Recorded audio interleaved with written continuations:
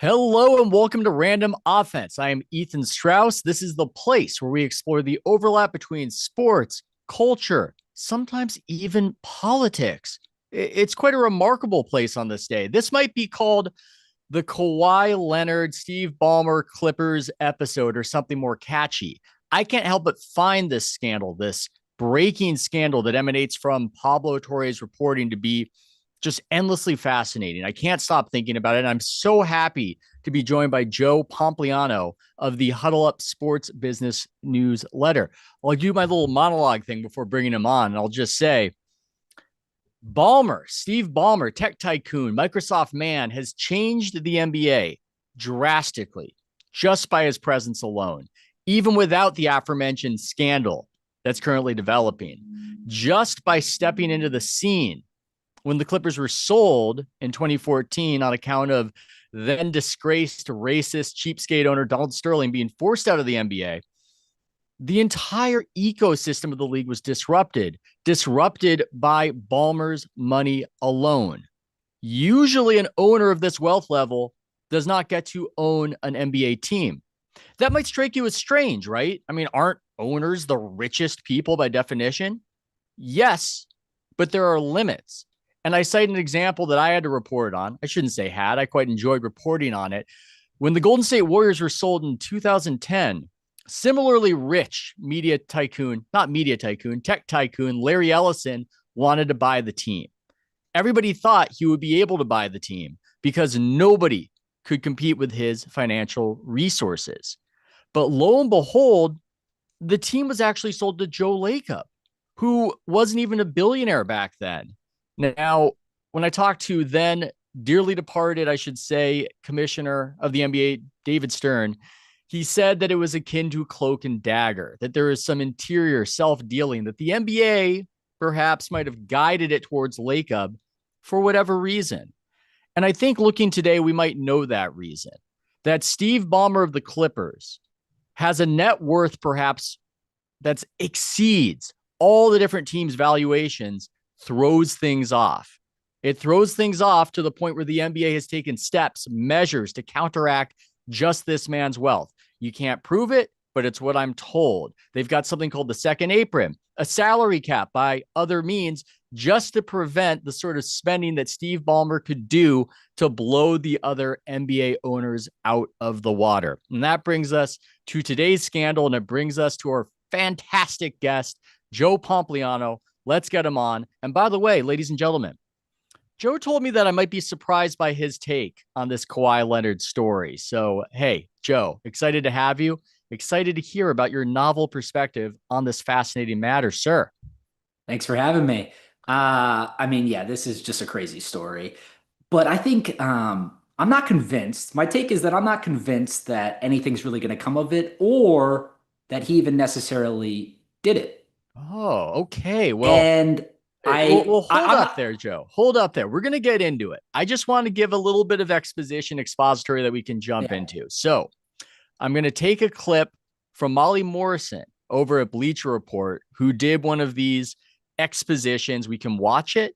And then I'm going to use your trained eye and say, hey, did she cover it? Is there something she's missing?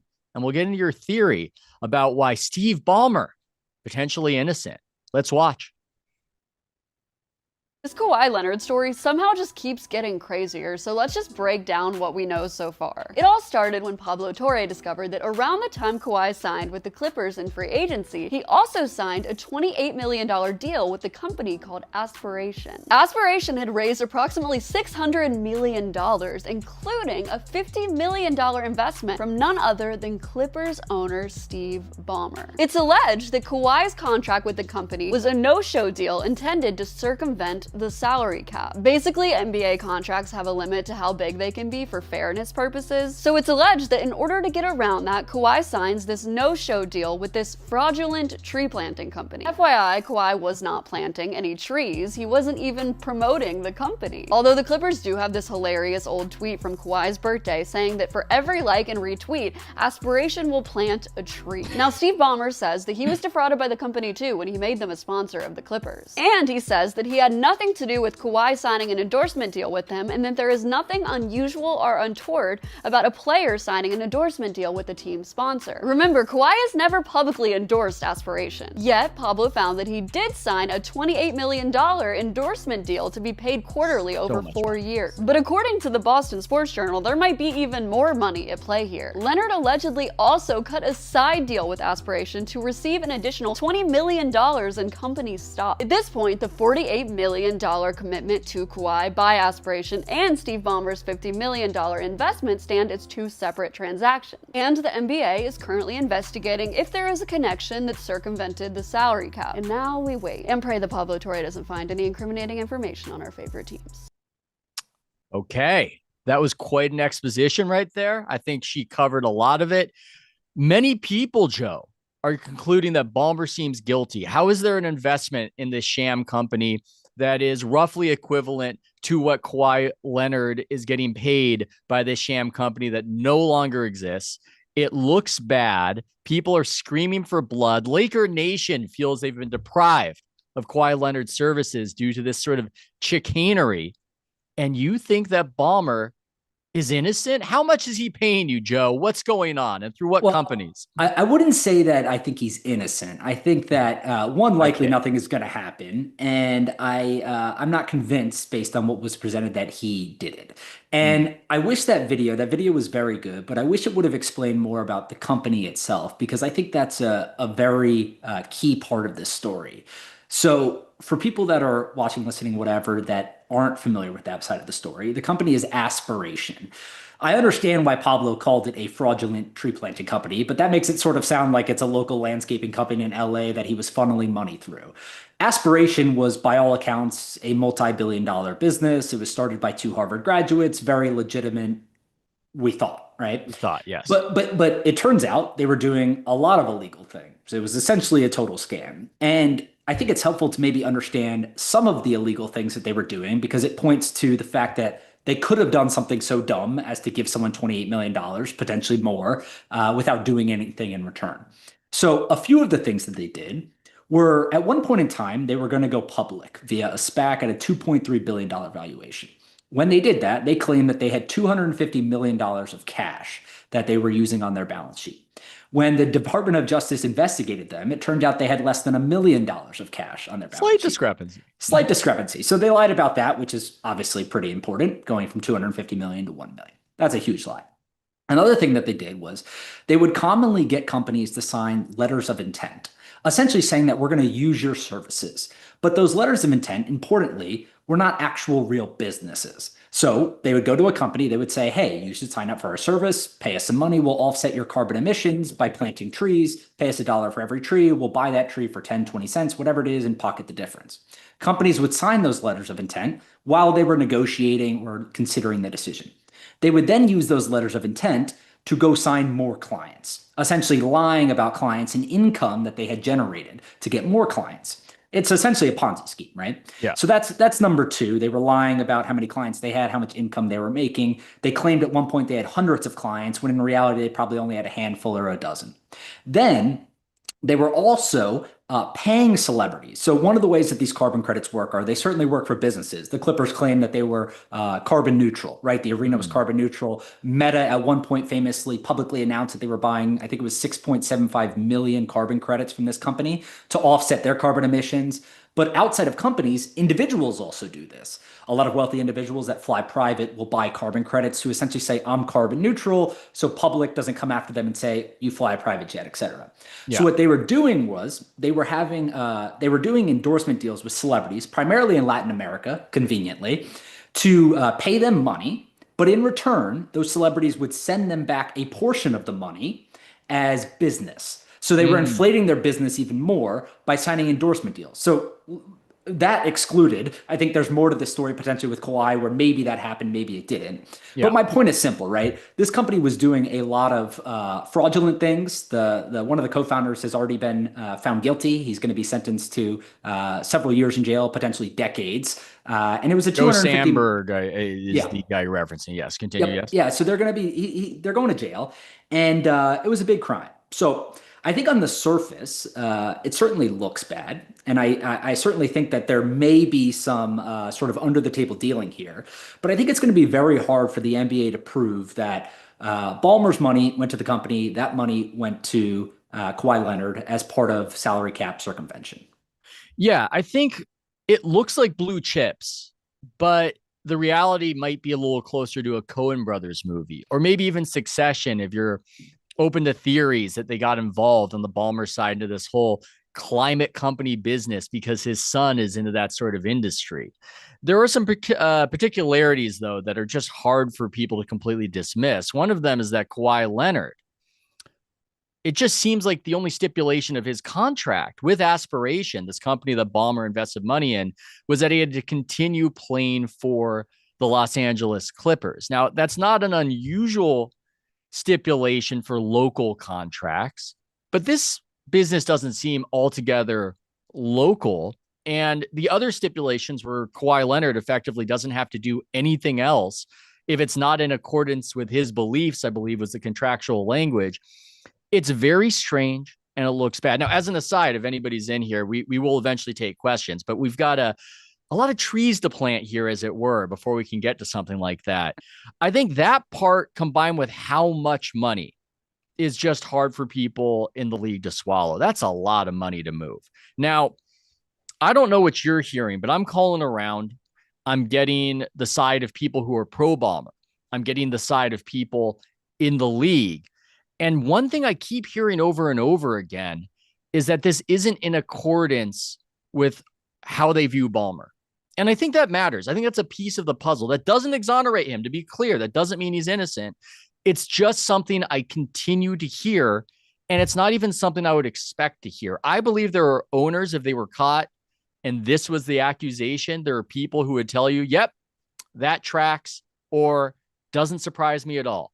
Ballmer, it's the opposite. Opponents, allies, everybody says this is not something I would expect him to do, to pay a guy under the table in this way and do it so sloppily. There's even an error, I should say. I don't think they want to come out and say it, but I think allies of Ballmer, there's a little bit of, dude, if he wanted to cheat, he would cheat so much better than this. He wouldn't cheat so ham-fistedly in this sort of company that goes belly up. He would use his money to keep that company afloat because the scale of his finances, of his riches, are just something that's almost hard to fathom. I don't know if it's true what they say on Wikipedia, but he's listed at something like over $150 billion. So I think that's context. And then we get into this whodunit. And I think there are almost separate questions, Joe, of what happened and what does the NBA have to do? Because people are contending, Zach Lowe is contending that even if it's circumstantial, according to the contractual language in the NBA CBA, if it just looks bad, there's an impetus to perhaps do something. So I'm saying a lot there. You can take any of what I'm saying in any particular direction. I guess the last thing I'll say is this. I'm not convinced that he did it, but somebody did it. That's what I'll say about the situation. So I'm hearing the same thing, which I actually think is important in this case, because to your point, if it was an owner that you could suspect them of doing something like this, or you think there might be a chance that they did do something like this, other owners and other teams would want to bury them. They don't want this to happen. It's unfair. Everyone understands why it's unfair. So I think that's important because other owners are like, to your point, no, I don't think he would have done this, but also if he did want to do it, he would do it in a better way. And I think that's important context because if you're claiming that basically the allegations everyone is saying are true and it's done in the manner that everyone's saying, it's a really, really, really crappy job at paying someone at the table, right? Yeah. And I say this because why wouldn't you structure, if you wanted to pay Kawhi under the table, why would you structure it as a 4-year deal? Why wouldn't you structure it as a one-time lump sum payment up front? Yeah. Why would you allow the company to go bankrupt? Steve Ballmer obviously knows, everyone knows that when a company goes bankrupt, their creditors are made public. Obviously, your Kawhi Leonard is going to be there and people are going to start asking questions. I think the more likely explanation is that Steve Ballmer probably got screwed And he claims, according to his ESPN interview last night, that he has email evidence that he did not introduce Kawhi, that Aspiration was actually the people that reached out first and initiated contact asking for an introduction to Kawhi Leonard, which I think is important if true. Now, of course, he could have done this offline and then they could have done that over email. We get that. But I think that's important if true. It happened several months after they had already signed a sponsorship deal with the arena, and he simply introduced them to Kawhi's people. Now, did Uncle Dennis ask for an unreasonable deal that scammers were more likely to give out than a regular business that's actually trying to generate revenue and become profitable? Maybe, right? That seems possible. Uncle Dennis, for people who don't know, the famously involved uncle of Kawhi Leonard, who negotiates all his deals and is often rumored to, let's just say, play fast and loose with some of the rules of the NBA. Who had already caused an NBA investigation in 2019 for reportedly asking for private jet access, homes, endorsement income, other things like that on behalf of Kawhi. Yes. Yeah. If I'm looking at this and I'm trying to exonerate Ballmer or coming up with a plausible theory, one thing I think about is I'm going to call it the cat-bird metaphor. I might be scooping myself because I'm going to write about this later today, but the idea that your cat brings you a bird, but it's not like you asked for a bird from the cat, but the cat thinks you want a bird. And my impression of these co-founders and their involvement with Ballmer is they were quite enamored to be involved with Steve Ballmer. And they liked being in business with Ballmer and being in his orbit. And I cannot tell you what the mental makeup of this Joe Sandberg guy is. I know he's a scammer. Frankly, he creeps me out. I've been watching old clips of him. He creeps me out. He presents as a do-gooder. He's doing these insane Ponzi schemes. I don't know what his motivation is for paying Kawhi Leonard a bunch of money to do nothing. He might be insane. He might be on drugs. I'm speculating. I have no idea. But maybe he just thought it was important to have a connection to Kawhi Leonard while they're running this scammy business and doing God knows what, because Steve Ballmer has a connection with Kawhi Leonard, and it was nothing that Ballmer perhaps directed him to do. You can call that naive. You can say that there's no way. You can say that this looks like it stinks to high heaven and it was Steve all along. I'm not disproving any of that, but I do find that angle to perhaps be a plausible alternate theory.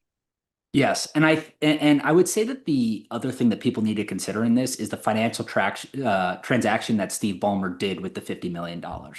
The way that it worked was the company had raised several $100 million at this point, and they'd actually already agreed to go public via a SPAC, again at a $2.3 billion valuation.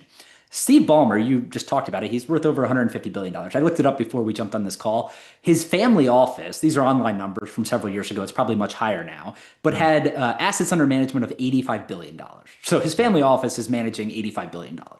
$50 million, maybe that's a large check for him. Maybe it's not, but it certainly wouldn't be surprising that someone of his size would invest that amount.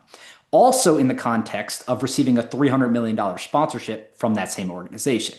You're getting $300 million in the door. You're presented with an opportunity to invest in that same company that you think is legitimate, that, by the way, the NBA investigated and thought was legitimate enough to allow them to be a sponsor of your team, right? Because every sponsor like that has to go through an NBA vetting process.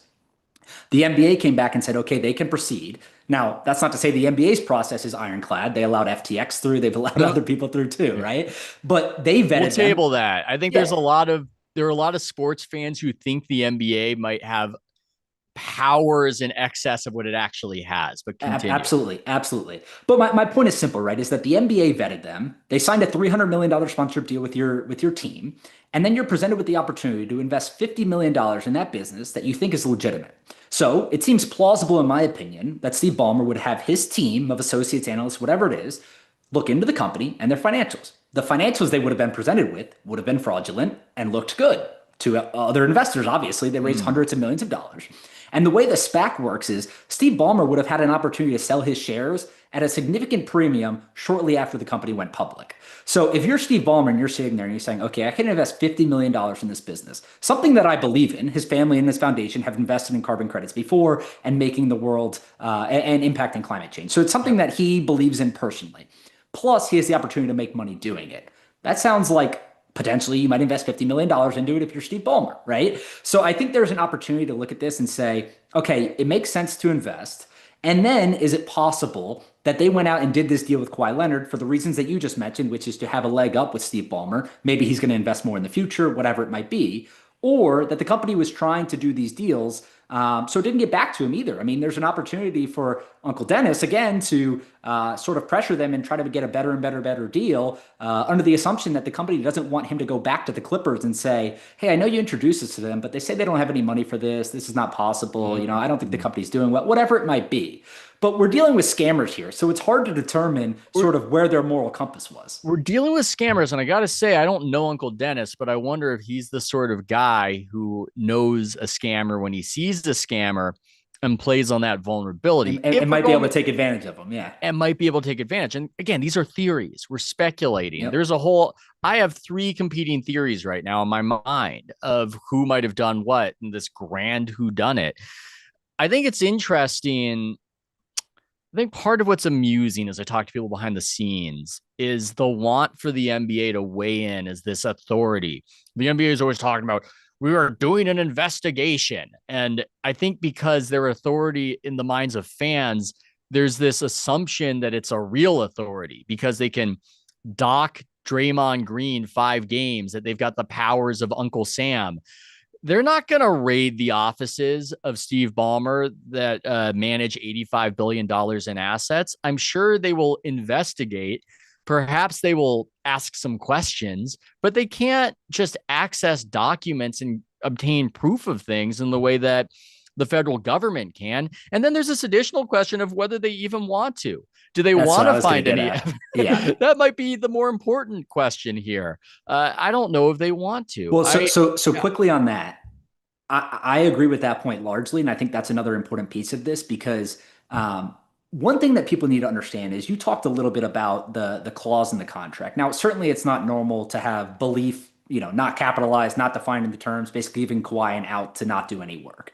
But it is rather common, I would say, somewhat common at least, to have an out or a termination clause in the agreement if that player was to leave teams. Specifically, if you're paying $300 million for a team sponsorship, not a league sponsorship, right? So Kawhi is obviously less valuable to that company if they're sponsoring the Clippers, if he gets traded to or leaves to go to, I don't know, Orlando, Milwaukee, whatever, right? Name the team. But I also think people need to understand that these agreements are quite common across the NBA and professional sports in general. So, I mean, we could name a million examples. Stephen Curry is sponsored by JP Morgan and plays at the Chase Center. LeBron James is sponsored by Crypto.com and plays at the Crypto.com arena.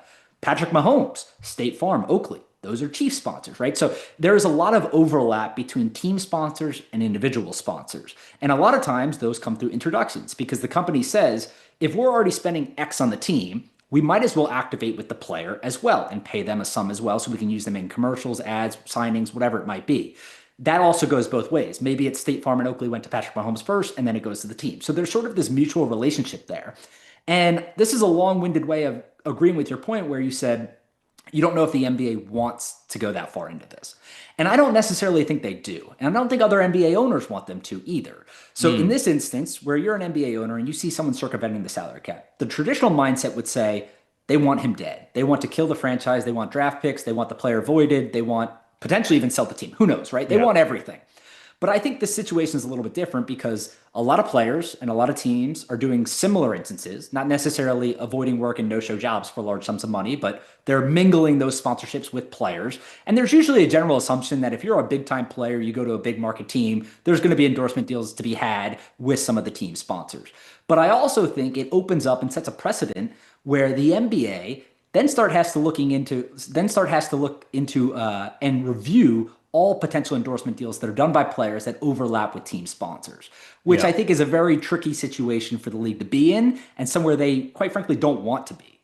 You've done your homework because this is exactly right. I talk to people affiliated with small market teams. You might assume that they would say, drop the hammer, punish, punish, punish. But what they're afraid of is the old Tarkanian quote of they're so mad at Kentucky that they're going to slap a few more years on Cleveland State. They're worried about that because there's this assumption that a lot of this stuff happens on the margins. What's different here, well, there are a few elements that are different here, but it's the scale. It's how much money.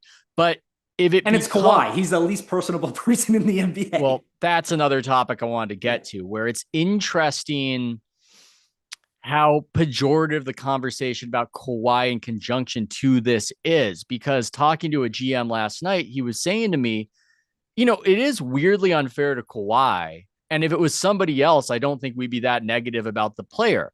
What do players do? Players ask for stuff. We have to tell them no or say yes. That's our job. But if the player keeps asking for stuff and we keep giving them stuff, I don't know if that's traditionally the purview of the player to figure out. I just saw there was a clip of Ballmer talking with Ramona Shelburne saying that Uncle Dennis and Kawhi are aware of the rules. I don't know the extent to which that's true, but I think from the perspective of a player, if you're Kawhi Leonard and a team sponsor is giving you tens of millions of dollars to be affiliated with them, you're going to go, makes sense to me. It's only really an issue and stoking anger because it just fits so perfectly into the general image that fans have frustration with Leonard as the guy who does the least to get the most. And so that's part of this conversation as well. Yeah, I mean the no-show job aspect was just perfect for his reputation as a player. I largely agree with that though. I think that the one thing I wish Ballmer or Ramona Shelburne would have pushed Ballmer on was answering yes or no to that, right? He basically gave a non-answer, which was they know the rules. When the rules get a little, hairy or whatever, we remind them of the rules, which is sort of like a backwards way of saying, yeah, Uncle Dennis asked for things when they first came here. Again, the NBA investigated this, and Ballmer has been caught before. I think it was, who was it? DeAndre Jordan? DeAndre Jordan. Yeah. When he was, determining between the Mavericks and the Clippers, there was a fine that was handed because he was promised basically money. I think it was with Lexus or another endorsement partner. So there are certainly some precedents here where you could say, okay, it looks really bad. He has a history of, offering things like this potentially. But I think to your point is like, if you're Steve Ballmer and they keep asking for things, and they have a history of that, and you know that Uncle Dennis is there basically to maximize his earnings and get whatever he can out of this, and you introduce him to a sponsor, what do you care if they pay him $28 million for or $48 million for it? It makes no difference going on. Yeah. You got a lot going on. You're not focused on it.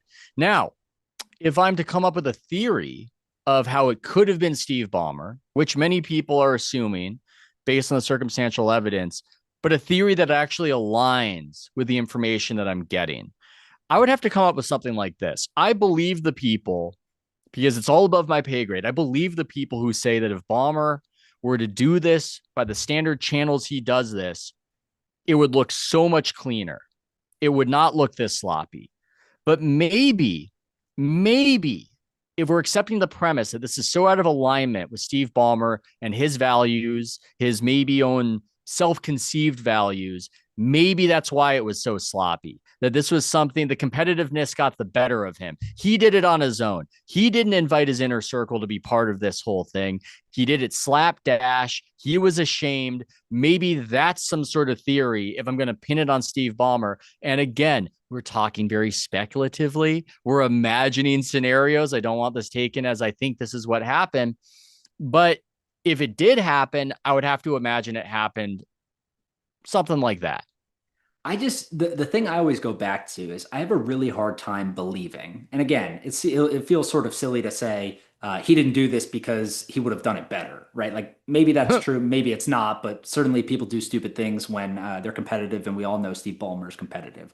But I think the thing that I sort of always go back to is that imagine if you said there was a world where basically someone new would enter your life and they would be Harvard graduates running a carbon credit business where they're trying to do good for the world. Yeah. And you don't know these guys. You know them a little bit, but not really. And all of a sudden you're going to trust them with your darkest, deepest secret. Like it just doesn't seem like the scenario that he would go down. Not only was it not clean from the perspective of like multi-year payments, now there's supposedly a stock option, other things like that, the ability for them to go bankrupt, like all of that, put that to the side. Just the fact that Steve Ballmer would trust these guys to circumvent the salary cap seems unlikely in my opinion.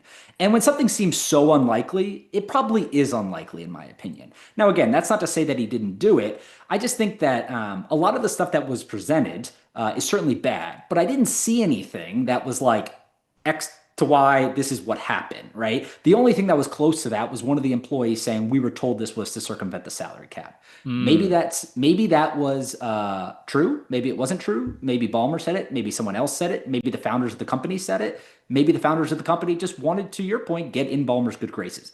We don't really know. I just find it peculiar that something like this would happen and Ballmer would let it go as sloppy as it did.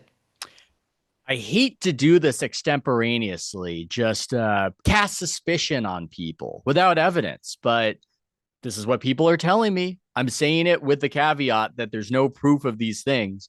But Lawrence Frank, the guy who effectively runs basketball ops, effectively GM of the Clippers, that's a name that comes up.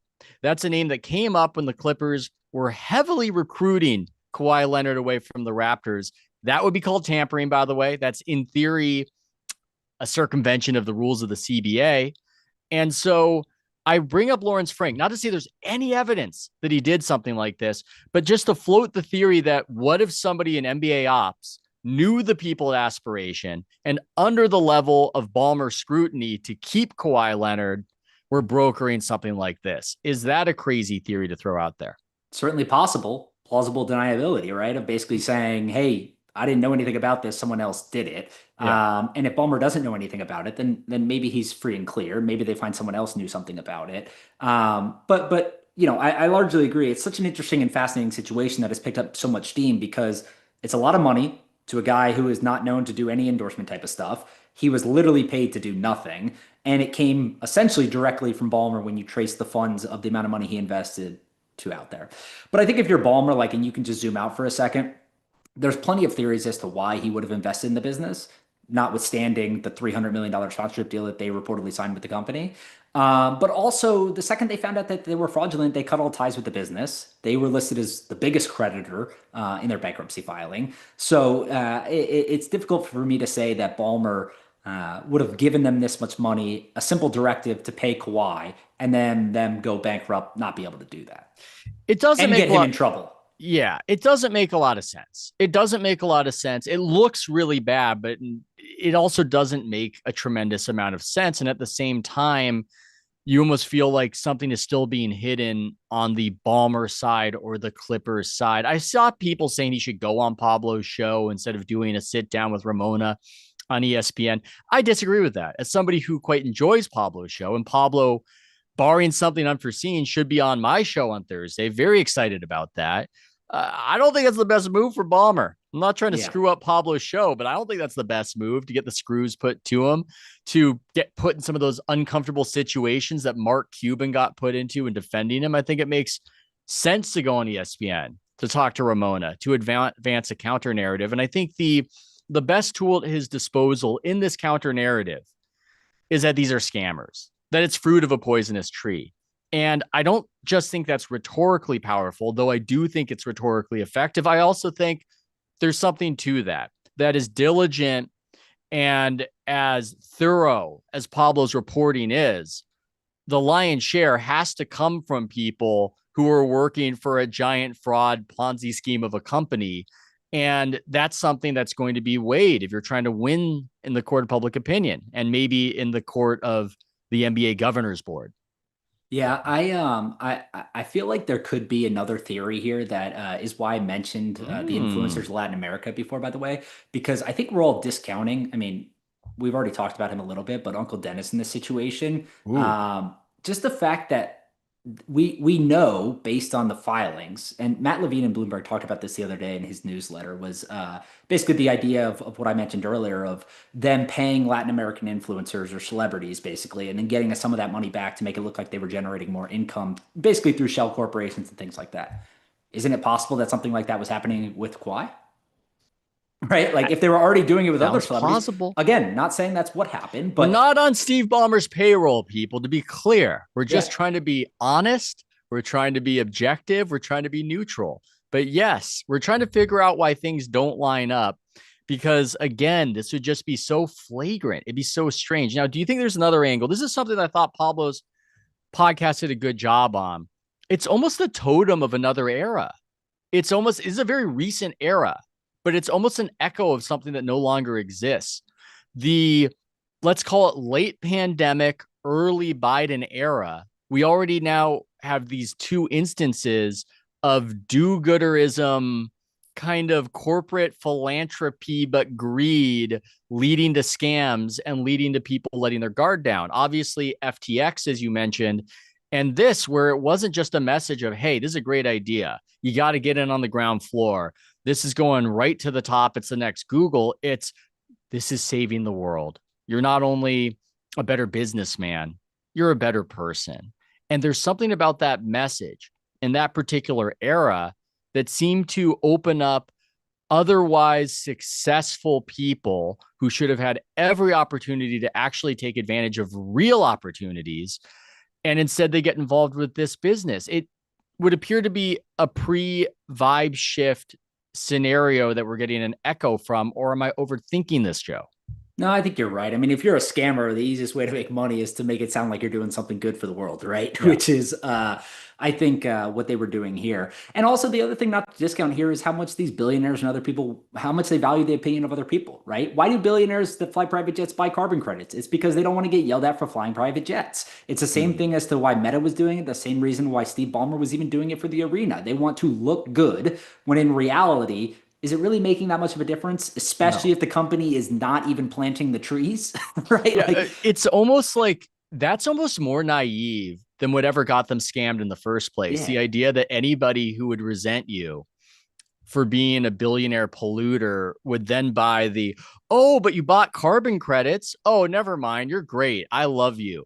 That's not going to happen. But maybe in their orbit, surrounded by the people they're surrounded by, that would seem plausible that, hey, I can just quell the resentment by being involved in a company that's on the up and up morally. The moral company, I don't know. I'm sure it will come back, but that would appear to be a marker of another era. And I think that combined with politics, I do think there's an ideological component to this. I think it might be a little underplayed, some of the reporting, because people are uncomfortable with it. I give credit to Pablo because I thought he engaged in it, but I didn't see a lot of engagement outside of it. And let's be honest, let's be frank about it and objective. It was flattering liberal sensibilities at a time when that was especially in vogue with a certain class of billionaires. And if you can access the politics part of people's brain, they become less rational. They just become less rational actors. And I think that might be part of this crazy story. Yeah, and imagine if you're Steve Ballmer and you get brought a deal where, again, you're going to make money, plus you get to claim all of those things using that part of your mind. All of a sudden, to your point, some of that thought process goes out the window where he might traditionally. And like Pablo kept mentioning, and to be clear, like I love Pablo's show. I thought he did an excellent job. I thought it was great. It's But one of the things hilarious, too. yeah, it was Sorry. great. Yeah. But one of the things that I thought was really interesting was he kept referencing that Steve Ballmer's like the greatest investor of the last, couple decades or whatever. And Steve Ballmer is really the greatest investor of the last couple decades simply because he held on to Microsoft stock. Like that's why his net worth exceeded so much. I mean, he's richer than Bill Gates, and Bill Gates was the founder of the company, right? I think he was like their first sales guy at Microsoft. Negotiated an amazing deal, got a bunch of equity, eventually became CEO. But the reason why that podcast called him the greatest investor of the last couple decades was because he got rich by literally just holding Microsoft stock. So the idea that Steve Ballmer is some, mastermind genius that's personally vetting the financials of every company and sniffing out scammers, I don't think necessarily holds up. And I think people would be surprised at how willingly some of the people, like at the net worth level of Steve Ballmer, are willing to part with their money for investments that they feel are going to advance them politically or in society through the opinion of people who may not have such a high opinion of them to start with. I would tend to agree with that. And that was branding in a way, the greatest investor in history. But far be it for me to cast aspersions on a man who has made over $150 billion. I'm not saying he bungled his way to that fortune, but there are a lot of people who question Steve Ballmer's judgment. A lot of people who worked at Microsoft, a lot of people who invested in Microsoft, who often went, what the hell is this guy doing? This doesn't make sense. And this might seem like a crazy allegation, Joe. Steve Ballmer might be a little emotional versus some of the more clear-eyed investors out there at the poker table. I don't know if you've noticed on the baseline at some of these Clipper games, he might be on tilt every now and again. And so I don't think that he was just completely invulnerable. I don't think it was a situation where nothing gets by this guy. And I think there's this other aspect where, given the scale of his wealth, figures, sums that would raise a concern to us just meant nothing to him. I heard his defense. Ramona was talking about it was, look, I own 3% of this company. It's not like a thing. Dude, if I own 3% of a company valued in the billions, outside of my family, that would be the most important thing in my life that I would think about constantly. But that's just not the level this guy plays at. So I'm going to give you a broader question outside of the who done it.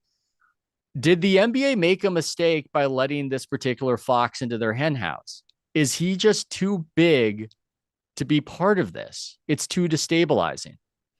You know what? I was thinking about that when the news first broke because virtually everything he's done over the last few years has been hailed as amazing, genius, innovative, whatever. The arena, signing players, giving them the facilities, whatever it might be. Like he's done in the eyes of fans and the league, like he's been a great owner. And for something like this, it sort of completely flips the narrative, which if it's not true, that's unfortunate. If it is true, then there were certainly some concerns that could have been shed light on through that process.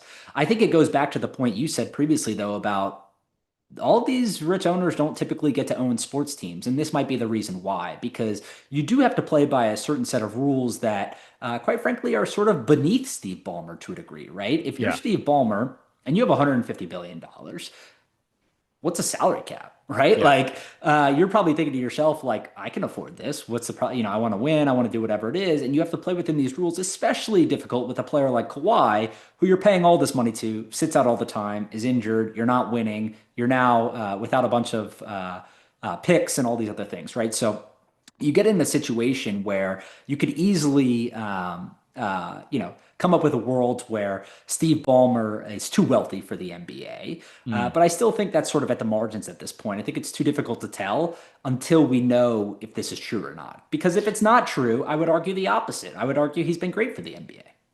Yeah, I'm thinking about that. I would tend to think it is destabilizing, but they've taken measures to deal with it because it's that destabilizing. People say that the second apron exists in part because of the presence of Ballmer, as I said earlier.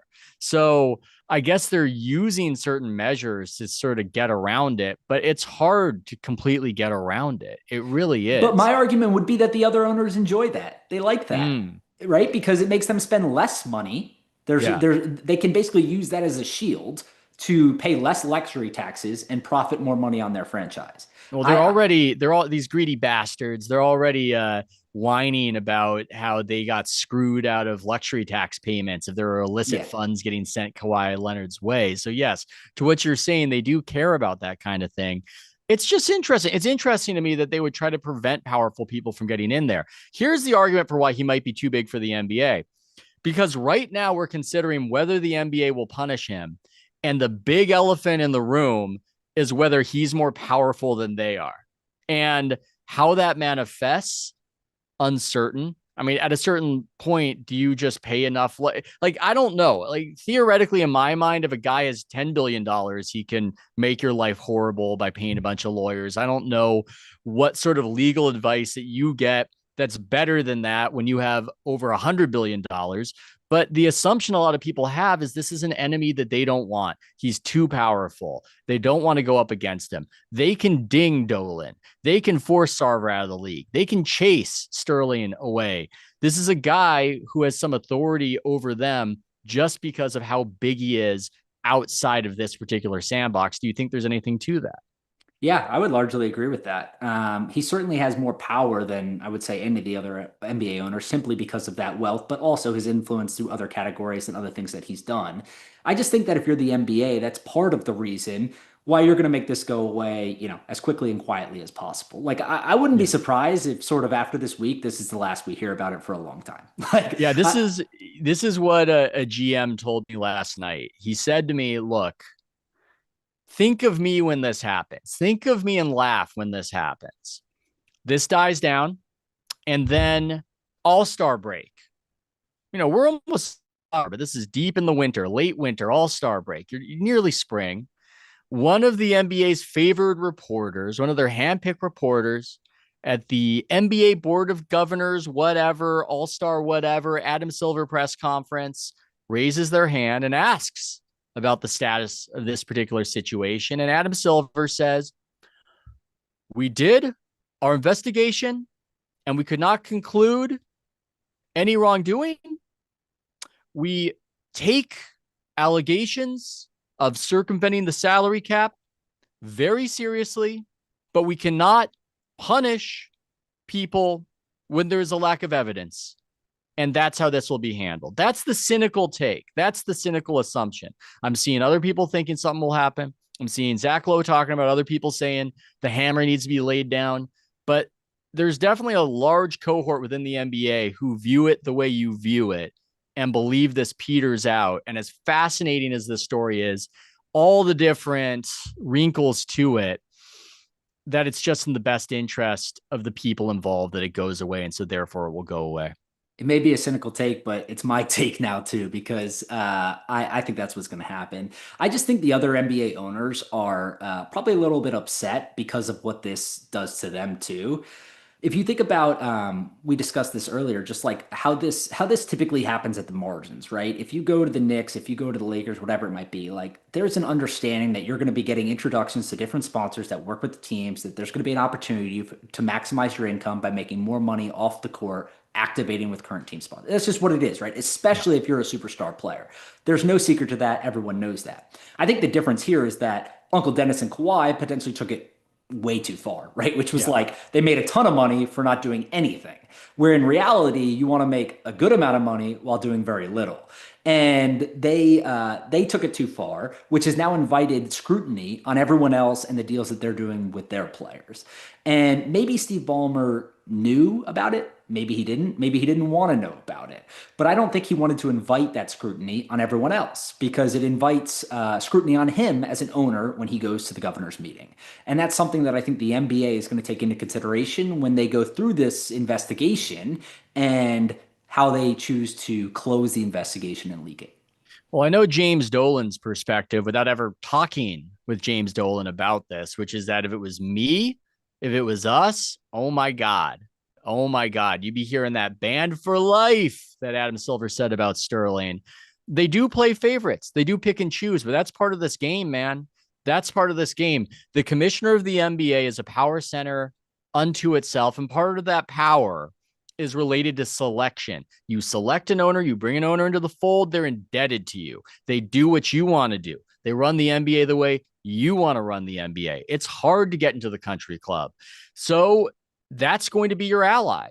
James Dolan, he owes nothing to Adam Silver. Adam Silver didn't do anything for James Dolan. Adam Silver's the reason that Steve Ballmer owns the Los Angeles Clippers. That's a firm alliance. And it would be very naive to suggest that that factors not at all into punishments and investigations. This is a political game. This isn't about just finding the truth.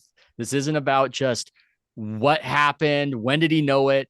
This is this other aspect where they do play favorites. That's how they maintain their power as commissioners.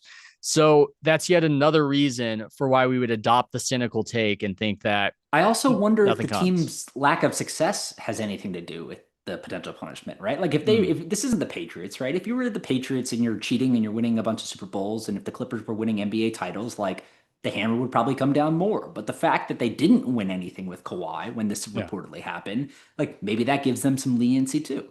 Yeah, if they cheated, it was in the direction of helping fuel the next NBA dynasty. If they tampered to get Kawhi Leonard and to get Paul George in conjunction with it, hey, good job. You made a trade that ultimately was a bad trade, and it's why the Oklahoma City Thunder are the best young team in professional sports right now. The only thing that can change my mind on this right now, obviously new information might come up, but the one thing I'm particularly interested to see is if anything comes up pre-2021, right? Because I think the timeline here is another thing that we didn't really talk a lot about that is also sort of interesting, right? Because they signed Kawhi in 2019. This deal with Aspiration wasn't signed until 2021. Not only 2021, but it was signed several months after Ballmer had invested, but also the team had done the bigger sponsorship deal. So if you're Ballmer, you can clearly point to a world where it's like, they did this big sponsorship deal. They asked me for an introduction. I thought that was normal. They're spending a bunch of money with us. Why wouldn't they want to activate with our best player? I made the introduction. Like that to me sounds like, okay, common sense, whatever. But what happened pre 2021, if anything, right? Did anything Yeah. happen in 2019? Did anything happen in 2020? If stuff starts coming out during that timeline, I think that's where it potentially gets more interesting. There are a lot of rumors. There are a lot of rumors. I don't want to get sued, but there are a lot of rumors about that Kawhi recruitment. I could say that Lawrence Frank was often in Toronto at those Raptor games in the 2018-2019 season when he had no business being there. I don't think he was scouting players there. He was there for a reason. It was definitely noticed by Masai Ujiri. And it's a situation, though, where there might be anti-tampering rules, but what do you do to prevent it? I mean, that's another thing where there are rules to prevent circumvention of the salary cap, but the rules can only go so far.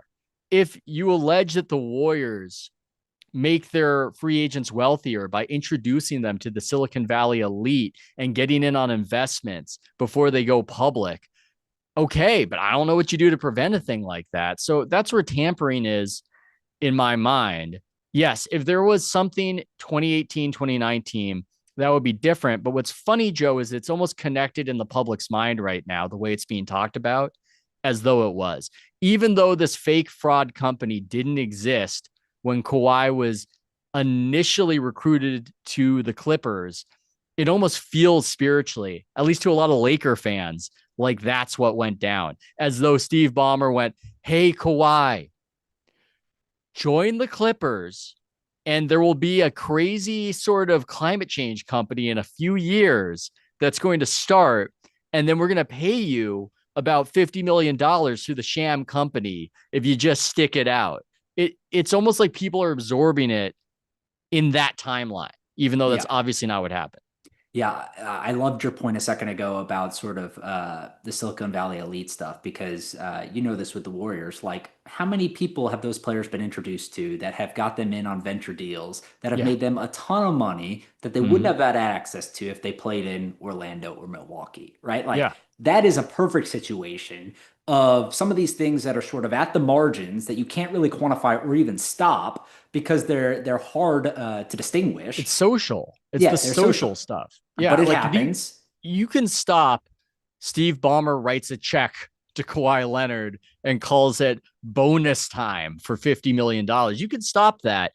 But some of these other incentives that are only accessible really in a select few markets, a select few locations, if they're social in nature and the way rich people get rich through knowing other rich people, you can't do anything about that. And it is an easy way to get rich. That is the easiest way to get rich, is to know Silicon Valley people. If you are already rich, the easiest way to get an order of magnitude richer is just to know venture capitalists. And because they like you and they've got a little bit of the jock sniffer to them, they let you in on it. That's the easiest way. And there's no way to prevent that. That's how half of the list of the athletes that are, the best investors get rich is they got introduced to basically someone within Silicon Valley or an investor of some sort that essentially started including them on whatever deals they did. And this athlete may not have any knowledge whatsoever of investing. They may not care about it. And it may be something that their business partner or a friend or a family member or whatever is doing for them.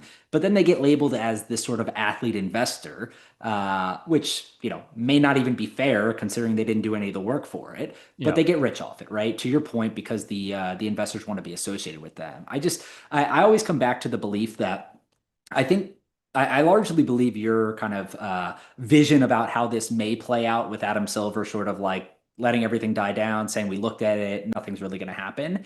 But I do think that they'll probably sort of try to get a little bit stronger about this just because they can. And maybe that looks like them reviewing contracts for players that do endorsement deals with teams. But like, we're not going to solve this right here. But I wonder if you went and you looked back and you went through FTX and you looked at who they raised money from and then overlap that with who they did endorsement deals with.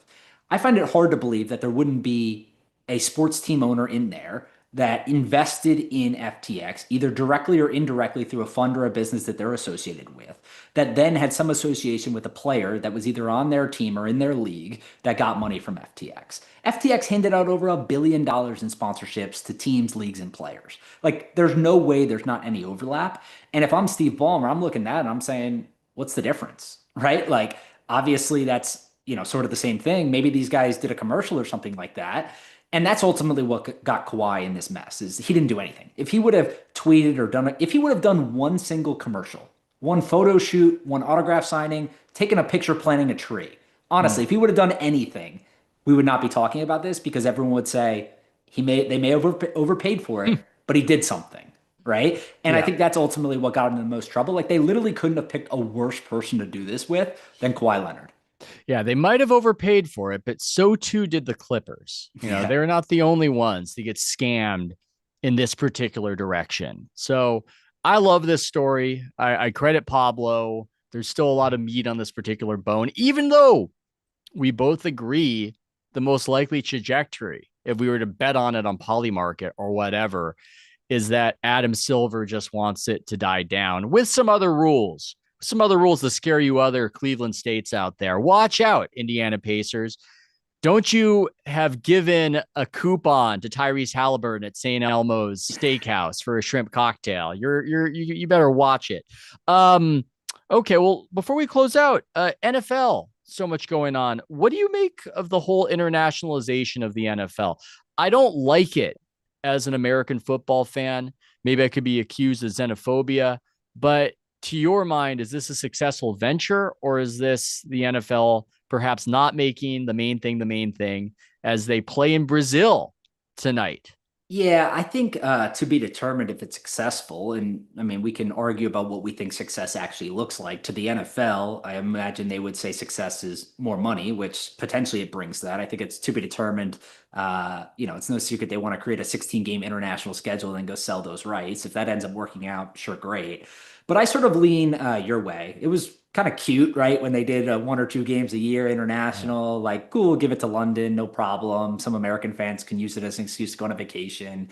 But now that we're getting to like games all over the world and like good games, people are kind of like, why are we doing this? And I tend to agree with that, where it's like, this is football. It's played in America. 99% of your audience is America. Why are we doing this elsewhere? Especially in places where it's uncomfortable for the players. Like, we're going to Australia. That seems like a pretty damn far trip to ask an NFL team to do during the middle of a season.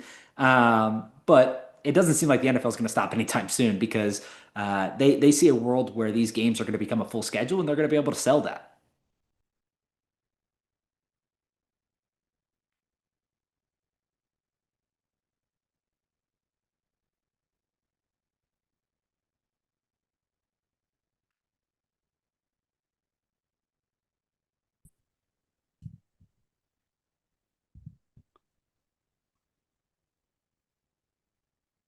Ethan?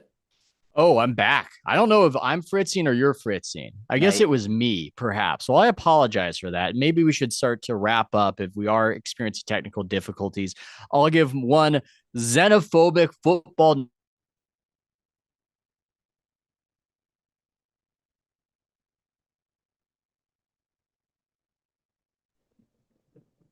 Hey, this is Trace. Maybe it is Ethan. I think it is. It's probably, the Can everyone else hear me? Yeah, I can hear you. The overlords of free press were like, we're not allowing this xenophobic take. Yeah, they're like, we're shutting that down. Okay. Go ahead. We can just beep the whole thing out. Okay. Well, I'll wrap up if anybody can hear me. Joe, fantastic stuff. Great perspective. Huddle up. Really appreciate it. And I can't wait to read what you're going to post next on this whole matter. Awesome. Thanks, Ethan. Thanks, Joe.